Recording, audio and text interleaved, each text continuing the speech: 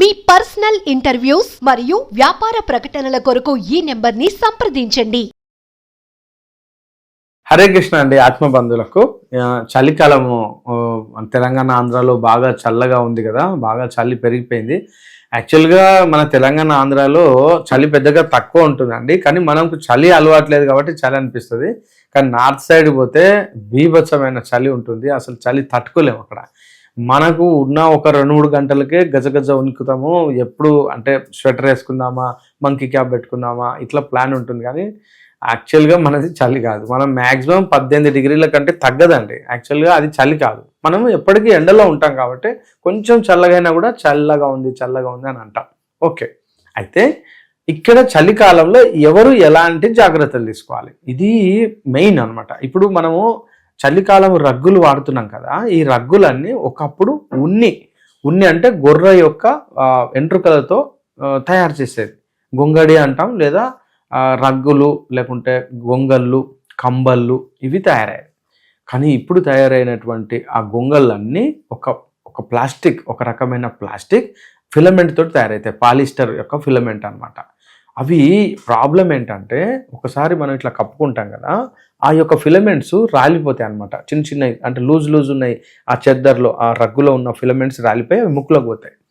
ఇది మనము అబ్జర్వేషన్ చేసాం. అయితే ఈ యొక్క ఫిలమెంట్స్ వల్ల అస్తమా రావడం, దగ్గు రావడం, చాలామందికి క్రానిక్ అంటే సిఓపిడిస్ అంటారు, అబ్స్ట్రక్టివ్ పల్మనరీ ఎడిమాస్ రావడం, ఇంకా లంగ్స్లో నీరు రావడం, ఇది మోస్ట్ కామన్గా పిల్లలకు ఎక్కువగా తరచుగా జలుబు రావడం, తరచుగా జబ్బు పడడం, తరచుగా సర్ది, ముక్కులో నుంచి నీళ్ళు కారడం, ఇది చూస్తున్నాం కదా. యాక్చువల్గా ఇది వచ్చేది ఆ యొక్క రగ్గు నుంచి.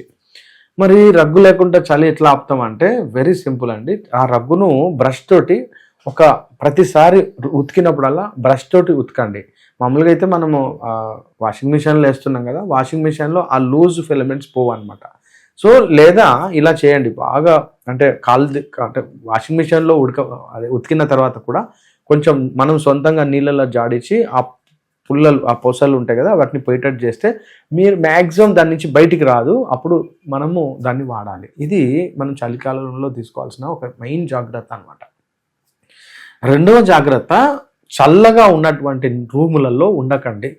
చాలా మంది ఇళ్లలో ఎండ రావట్లేదు, చీకటి గదులు, ముఖ్యంగా పాత ఇనుప సామాన్లు, పాత పుస్తకాలు, పాత బట్టలు, పాత సామాన్లు, వీటన్నిటినీ అందులో చాలా రకాల టిక్స్ అండ్ మైట్స్ ఉంటాయి. అవి చాలా ప్రమాదం అనమాట. అవి కంటికి కనబడవు, అవి కంటిన్యూస్గా వాళ్ళను పెద్దవాళ్ళు అయితే చాలా ఇన్ఫెక్ట్ చేస్తాయి అనమాట, ఈ యొక్క లంగ్స్ని ఇన్ఫెక్ట్ చేస్తాయి. సో మ్యాక్సిమం ఎండ వచ్చేటట్టుగా రూమ్స్ చూడండి, లేకుంటే పాత వాటిని తీసేయండి, లేకుంటే వాటిని రీసైకిల్ చేయండి, ఉతకండి. లేకుంటే ఇప్పుడు బుక్స్ అనుకోండి, ఓపెన్గా బుక్స్ పెట్టకండి, బుక్స్ను మొత్తం జాగ్రత్తగా ప్లాస్టిక్ కవర్లలో వేసి సీల్ చేసి వాటిని దాచిపెట్టండి. ఇది నంబర్ 3 అనమాట. ఇక ఇంకొక పాయింట్ ఏంటంటే, మెయిన్ ఆహార పదార్థాలు, చల్లగా ఉన్న ఆహార పదార్థాలు ఎట్టి పరిస్థితుల్లో తీసుకోవద్దు. చల్లగా ఉన్న ఆహార పదార్థాలు కొంతమందికి ఈ సీజన్లో టమాటో, పచ్చిమిర్చి, మరియు తర్వాత దోసకాయ, సొరకాయ, చల్లగా ఉండేటువంటి చింతపండ్లు ఇట్లాంటివి మనకు పడదు అనమాట, వాళ్ళు దూరంగా ఉండండి. కొంతమందికి స్వీట్స్ పడవు, ఈ సీజన్లో స్వీట్ మానేయండి. రాత్రిపూట ఆహారం తీసుకోవడం చాలామందికి అలవాటు ఉంది. ఈ సీజన్లో ఎక్కువగా మ్యాక్సిమం 5-6 గంటల వరకు మేజర్ మీల్స్ మీరు ఏం తినాలనుకుంటున్నారో 5-6 గంటల లోపల తినండి. ఎందుకంటే ఆ టైంలో మనకు అగ్ని ఉంటుంది, అంటే జీర్ణం చేసేటువంటి శక్తి బాగుంటుంది. నైట్ కాగానే ఈ యొక్క చలికాలంలో కొంచెం మనకు తగ్గుతుంది అనమాట, దాంతో కొంచెం ఇష్యూస్ వస్తాయి. ఇంకా మీకు తెలుసు కదా, ప్యూరెస్ట్ కొబ్బరి నూనె తీసుకోండి. మీరు పెట్రోలియం జెల్లీ వాడకండి దయచేసి. చిన్న తెల్ల డబ్బాలు, పైన బ్లూ కలర్ డబ్బా ఉంటుంది కదా, అది మీకు తెలిసి ఉంటుంది, పాటికి రుద్దుకోవడానికి ఎట్టి పరిస్థితుల్లో వాడద్దు. కొబ్బరి నూనె ఇస్ ద శ్రేష్టం. అసలు కొబ్బరి నూనె గడ్డ కడుతుంది, అది చాలా బాగా పనిచేస్తుంది. మీరు ఒళ్ళంతా నైట్ రుద్దుకోండి, హాయిగా పడుకోండి, మార్నింగ్ స్నానం చేయండి. ఇది చర్మం చాలా టాప్ మోస్ట్గా ఉంటుంది కొబ్బరి నూనెతో. ఒక్కోసారి కొబ్బరి నూనె కనుక దొరకకపోతే మీకు మంచి వెన్న దొరుకుతుంది కదా, వెన్నతోటి మనము లిప్ కానీ లేకుంటే ఫేస్ కానీ మొత్తం ఒళ్ళంతా వీలైనంత వరకు ఈ పని చేయండి. ఇలా మనం చర్మ సౌందర్యాన్ని మరియు ఆహారాన్ని మరియు మన యొక్క ఆరోగ్యాన్ని మనం చలికాలంలో కాపాడుకోవచ్చు. ఒకవేళ తప్పనిసరి పరిస్థితిలో అయినా కూడా మేము ఎన్ని పాటించాం మాకు వస్తుంది అంటే డెఫినెట్లీ మీకు ఏదో సమస్య ఉంది, డస్ట్. సో వీలైనంత వరకు డస్ట్ను ఊడవకుండా, ఒకవేళ ఊడ్చే పరిస్థితి ఉంటే ముక్కుకు ఖచ్చితంగా గుడ్డ పెట్టుకొని ఆ డస్ట్ను మనం పీల్చుకోకుండా ట్రై చేయండి. ఇది ఇంకొక కండిషన్ ఏంటంటే, ఎవరికి ఏదైతే పడదో ఆ ఆహార పదార్థాన్ని మానేయండి. దాని గురించి ఇంకా డిస్కషన్ చేయకండి. నాకు ఎందుకు పడట్లేదు, కొంతమందికి వంకాయ పడదు ఈ సీజన్లో, కొంతమందికి గోంగూర పడదు, కొంతమందికి చింతపండు పడదు, ఇట్లా రకరకాల ఇష్యూస్ ఉంటాయి, బండి. ఇంకా అన్నిటికంటే ఇంకా ది బెస్ట్ ఐడియా ఏంటంటే నువ్వుల నూనెతో వంట చేయండి. ఈ సీజన్ మొత్తం ఎవరికైతే అస్తమా ఉందో, ఈ అస్తమా ఉన్న వాళ్ళు, దగ్గు ఉన్న వాళ్ళు, జలుబు ఉన్న వాళ్ళు, జ్వరం ఉన్న వాళ్ళు, రైనైటిస్, సైనసైటిస్ ఉన్న వాళ్ళు నువ్వుల నూనెతో వంట చాలా శ్రేష్టం అండి. తొందరగా బాడీని హీట్ చేస్తుంది.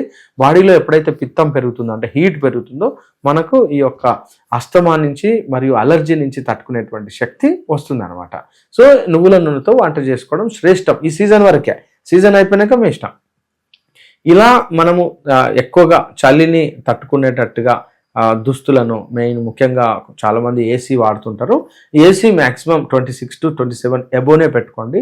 ఫ్యాన్ ఉన్న వాళ్ళు కంటిన్యూస్ ఫ్యాన్ వేయకండి, ఎందుకంటే ఫ్యాన్ వల్ల స్కిన్ డ్రై అయిపోతుంది. ఫ్యాన్ యొక్క స్పీడ్ను తగ్గించండి.